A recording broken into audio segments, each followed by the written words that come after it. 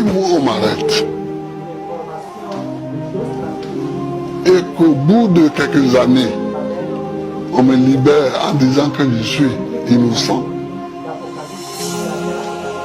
il faut rechercher avec les autres groupes. Il faut chercher à savoir qui a tué. Si moi on m'arrête. Écoutez bien.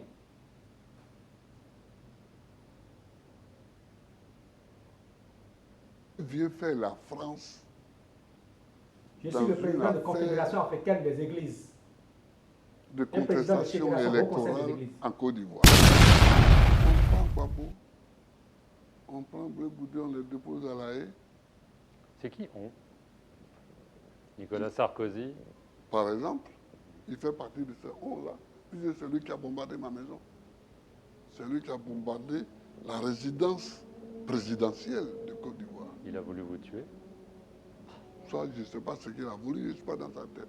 Mais il sait qu'il a bombardé et il a envoyé les chars militaires français encercler ma maison. Je suis recteur, inspecteur, fondateur, expert consultant international, bon.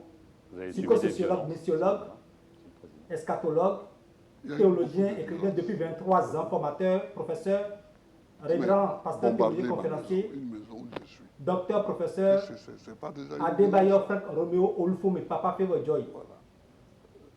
Bombarder une maison de Maria, mon épouse, non. L'évangéliste, 31 mars. pasteur Hermine, Voilà.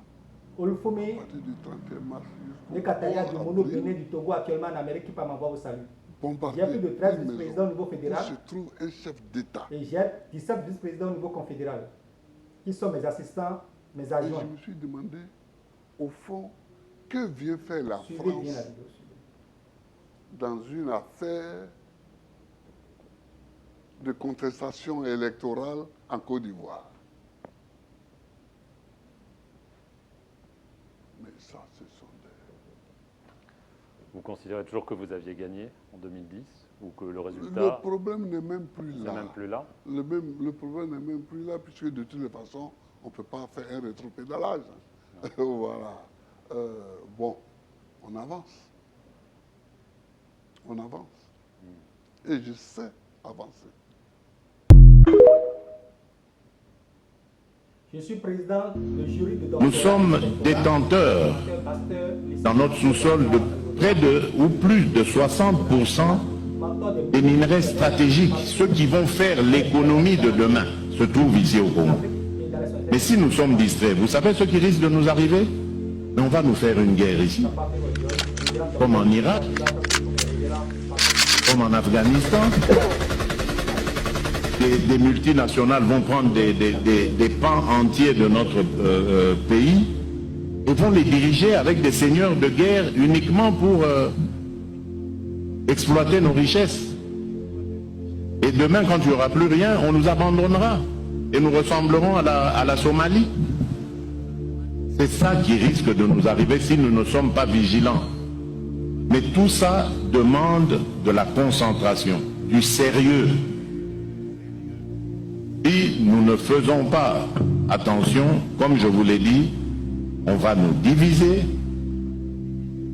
on va nous séparer pour notre propre malheur. Et nous n'aurons que nos yeux pour pleurer.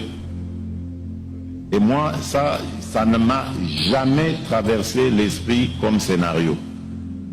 Donc je ne suis pas prêt, c'est pour vous montrer la détermination que j'ai. Je ne suis pas prêt à vivre un tel scénario. Je veux conduire mon pays de telle sorte que demain, après-demain, dans 100 ans, dans 1000 ans, tout le temps que ce pays, que ce monde sera monde, que le Congo reste uni, que les Congolaises et les Congolais vivent heureux dans leur pays, heureux et libres.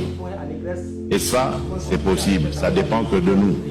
Parce que lorsqu'on vient déstabiliser un pays, on ne le fait pas directement de l'extérieur. On le fait grâce à des répondants que l'on trouve à l'intérieur. Et si nous ne faisons pas attention, nous restons distraits, moi j'appelle ça de la distraction, alors à ce moment-là, oui, on nous déstabilisera. Mais battons-nous parce que il n'est pas question qu'on vive cela. Je sais que vous aimez chacune et chacun d'entre vous là où il est ce pays. Vous y êtes attachés comme moi et je sais que je peux attendre de vous la même détermination pour garder ce pays uni et le développer pour le bonheur de nos populations.